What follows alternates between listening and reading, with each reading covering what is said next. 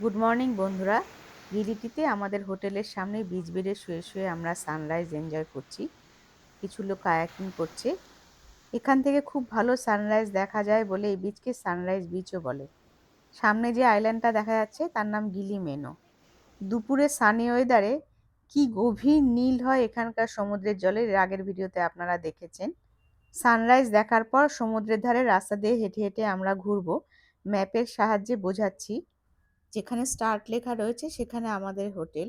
গতকাল রুট 1 ধরে আমরা সানসেট পয়েন্টে সানসেট দেখতে গেছিলাম, আর আজ রুট 2 ধরে নর্দার্ন পার্ট হয়ে সেম জায়গায় যাব, তারপর আবার রুট 1 ধরে ব্যাক করব। ছোট্ট এই আইল্যান্ডে কোনো গাড়ি নেই, মানুষ বাইসাইকেল এবং টাঙ্গায় করে এক জায়গা থেকে আরেক জায়গায় যাতায়াত করে। সকালবেলায় সমুদ্রের ধার দিয়ে মর্নিং ওয়াক করতে বেশ লাগছে। দুপুরে তো প্রচণ্ড কড়া রোদ থাকে, তখন হাঁটাটা একটু কষ্টকর। সকাল এবং বিকেলটা এখানে খুবই মনোরম। আমরা অনেকটা নর্থে চলে এসেছি। এখান থেকে দেখতে পেলাম অনেক দূরে একটা পাহাড়ের রেঞ্জ, যেটা আমরা আমাদের বিচ থেকে দেখতে পাইনি। ক্লিয়ার ওয়েদার থাকলে তবে এরকম দেখা যায়। এদিকটার পাহাড় তো তখনও দেখতে পেয়েছিলাম। এখানে বোধহয় কোনো কনস্ট্রাকশন চলছে, ব্যারিকেড দেওয়া। খুব একটা অ্যাট্রাকটিভ লাগছে না এই পোর্শনটা। এই গেটটা দিয়ে আমরা নর্দার্ন মোস্ট পার্টে চলে এলাম। রাস্তা এখানেই শেষ। ওয়েস্টার্ন পার্টে যেতে গেলে আমাদেরকে ওই হোটেলের পাশ দিয়ে যেতে হবে। এই হোটেল, হোটেলের পাশে এরকম রাস্তা, আর এদিকে সমুদ্র, এদিকটা এরকম। নর্দার্ন মোস্ট পার্ট দিয়ে ওয়েস্টার্ন পার্টের দিকে এগোচ্ছি। এখানে দেখুন কি সুন্দর সমুদ্রের উপরে একটা রেস্টুরেন্ট। এখানকার রাস্তাটা কিন্তু কংক্রিটের নয়, বালির। আর ওই রেস্টুরেন্টটা শেষ হওয়ার পরে এই জায়গায় এসে কনফিউজড হয়ে গেলাম। ভাবলাম এখান থেকে বোধহয় আমাদেরকে ব্যাক করতে হবে, কোনো রাস্তা দেখতে পাচ্ছি না। কিন্তু এই মেয়েটি এগোতে এবং তার পেছনে এই ছেলেটিকে যেতে দেখে আমরা সাহস করে এগোলাম। দেখলাম দুটো রেস্টুরেন্টের মাঝখান দিয়ে সরু একটা রাস্তা, আর এই রাস্তাটা শেষ হওয়ার পরে এইরকম সুন্দর কংক্রিটের রাস্তা শুরু হলো। এখানে প্রচুর গাছ, কিন্তু সামনের দিকের বিচের এই অবস্থা। রকে এখানে সমুদ্রে স্নান করা যাবে না, তবে বড় বড় হোটেল রয়েছে এখানে। আইল্যান্ডের এক এক দিকে এক এক রকম পরিবেশ এখানে। সকালবেলায় দেখুন কি সুন্দর ঘোড়ার পিঠে করে সমুদ্রের ধার দিয়ে পুরো আইল্যান্ড প্রদক্ষিণ করছে। গতকাল বিকেলে সানসেটের সময় দেখেছি কয়েকজনকে ঘোড়ায় চেপে অল্প জলে ঘুরে বেড়াতে, সেটাও বেশ লাগছিল। দিনে এক এক সময় এক এক রকমভাবে ঘোড়াকে এখানে কাজে লাগানো হয়। দুপুরে তো প্রচুর ঘোড়ায় টানা টাঙ্গা চলতে দেখেছি। টাঙ্গার কোনো ফিক্সড রেট নেই, এক একজনের কাছে এক এক রকম ভাড়া চায়। বার্গেনিং করতে হয় ভালোই। রাস্তার মাঝখানে কিরম বিশাল সাইজের একটা বিড়াল বসে পড়ল নিশ্চিন্ত মনে। এই হোটেলটা আমাদের বেশ ভালো লেগেছে। চলার পথে যে হোটেলগুলো ভালো লাগছে সেগুলোর ভিডিও করছি, যাতে এই ভিডিও দেখে আপনারা হোটেল চুজ করতে পারেন। তবে আমাদের মতো বাজেট ট্রাভেলারদের এদিকে হোটেল নেওয়াতে রেকমেন্ড করছি না। প্রথমত, পোর্ট থেকে এখানে আসা যাওয়া টাঙ্গায় চড়ে করতে হবে, যেটা বেশ এক্সপেন্সিভ। দ্বিতীয়ত, এখানে কোনো কনভেনিয়েন্স স্টোর বা রেস্টুরেন্ট নেই, হোটেলেই আপনাকে খাওয়া দাওয়া করতে হবে, যেটা বেশ এক্সপেন্সিভ। তাছাড়া গ্রুপ স্নরকেলিং ট্রিপও শুরু হয় পোর্টের কাছাকাছি থেকে, সেক্ষেত্রে অতটা আপনাকে হেঁটে অথবা টাঙ্গায় করে যেতে হবে। 35 মিনিট হাঁটার পর আমরা ওয়েস্টার্ন পার্টে পৌঁছলাম। আরও কিছুটা সাউথে গেলে পরে সেই রাস্তাটা পড়বে, যেটা আইল্যান্ডের মাঝ বরাবর গিয়ে আমাদের হোটেলের কাছাকাছি পৌঁছয়। এখন তো সকাল, তাই এখন নিঝুম। সন্ধেবেলায় এই জায়গা আলো ঝলমলে থাকে, ভীষণ লাউড মিউজিক বাজে। ওয়েস্টার্ন পার্কটা বেশ জমজমাট। গতকালও এদিকটায় এসেছিলাম সানসেট দেখার জন্য, তখন পাশের বিচ ক্লাবে ফোম পার্টি চলছিল, সেটাও আপনাদেরকে আগের ভিডিওতে দেখিয়েছি। ওই যে দূরে রেলিং দেওয়া জায়গাটা দেখছেন, সেটাই সেই র্যাবিট জাম বিচ ক্লাব। যাই হোক, আমরা আমাদের হোটেলে পৌঁছে রেস্ট নিয়ে বিচে চলে এলাম। এখানে আমাদের ব্রেকফাস্ট সার্ভ করা হচ্ছে। আমরা তো স্নরকেলিংয়ে যাব, তার আগে আমরা হোটেলের সামনে বসে ব্রেকফাস্ট করছি। এটা হচ্ছে ইনক্লুডেড আমাদের রুম রেন্টের সাথে। এই হচ্ছে গিয়ে আমাদের হোটেল, ভ্যালেন্টা বাংলো। এটা রেস্টুরেন্ট। দুটো আইটেম কমপ্লিমেন্টারি ব্রেকফাস্টে থাকে, বেভারেজ এবং মেইন কোর্স। বেভারেজে ফ্রুট জুস, চা, কফি, এবং মেইন কোর্সে ব্রেড অমলেট, ফ্রাইড রাইস এবং প্যানকেক। ব্রেকফাস্টের পরে আমরা স্নরকেলিং ট্রিপে যাব। গতকাল হোটেলের মাধ্যমে স্নরকেলিং ট্রিপ বুক করেছিলাম 10টা থেকে 3:30 অবধি। একজন স্টাফ আমাদেরকে নিয়ে যেখানে স্নরকেলিং ট্রিপ শুরু হয় সেখানে আমাদের পৌঁছে দিয়ে আসবে। পোর্টের কাছাকাছি একটা জায়গা থেকে ট্রিপ শুরু হয়।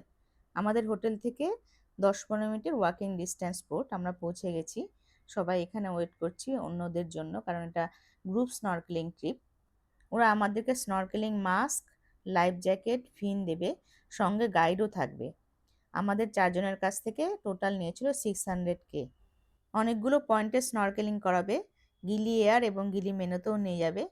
একটা আইল্যান্ডে স্ন্যাক্সের জন্য দাঁড় করাবে, আর একটা আইল্যান্ডে লাঞ্চ করাবে। টার্টল হ্যাচারিও দেখাবে। আমি একটা মোবাইল পাউচ কিনেছি জলের তলায় ভিডিওগ্রাফি করার জন্য। জলের তলায় ভিডিওগ্রাফি করা যে কতটা কষ্টকর, বিশেষ করে মোবাইল দিয়ে, সেটা আমি হাড়ে হাড়ে টের পেয়েছি। তবুও আমি চেষ্টা করেছি কিছু তোলার, অল্প কিছু তুলতেও পেরেছি, সেটাই আপনাদের সঙ্গে শেয়ার করব। নেমে পড়েছি আমরা জলে। এই আমার ছোট মেয়ে। প্রথমে আমাদেরকে নামালো 48টা হিউম্যান ফিগার স্কাল্পচার সিবেডে রাখা রয়েছে বৃত্তাকারে। এই আমি, এই আমার ছোট মেয়ে। এখানে প্রচুর টার্টল এবং কোরাল রয়েছে। এই আমার বড় মেয়ে।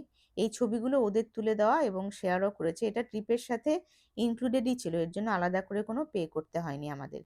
গিলিমেনো আইল্যান্ডের সামনে এই স্নরকেলিং ট্রিপটা হলো। এবারে আমরা আইল্যান্ডে নেমে পড়লাম। এখানে আমাদেরকে টার্টল হ্যাচারি দেখাবে বললো এবং কিছু স্ন্যাক্সও খেয়ে নিতে বললো এখানকার দোকান থেকে। টার্টল হ্যাচারি দেখতে এসছি। এখানে দেখুন কিরম বাচ্চা বাচ্চা সব কচ্ছপগুলো। এগুলো যখন বড় হবে তখন এদেরকে সমুদ্রে ছেড়ে দেওয়া হবে। এরপরে বোটে করে অন্য স্পটে নিয়ে এলো আমাদের স্নরকেলিংয়ের জন্য। এই ভিডিওগ্রাফি আমার। জলের তলার জগৎটা শুধু দেখুন একবার। এত বিশাল সাইজের ভাইব্রেন্ট কালারের কোরাল আমি আগে কখনো দেখিনি। কত শেপের, কত রং বেরঙের কোরাল এবং মাছ যে দেখেছি, মোবাইলে তো কালারটা অতটা বোঝা যাচ্ছে না। এখানে দরকার ছিল আন্ডার ওয়াটার ফটোগ্রাফির ক্যামেরা, তাহলে কালারগুলো ভালোভাবে বোঝা যেত। দেখুন ঝাঁকে ঝাঁকে কীরকম মাছ ঘুরে বেড়াচ্ছে, আর ফুলের শেপের কি সুন্দর একটা কোরাল।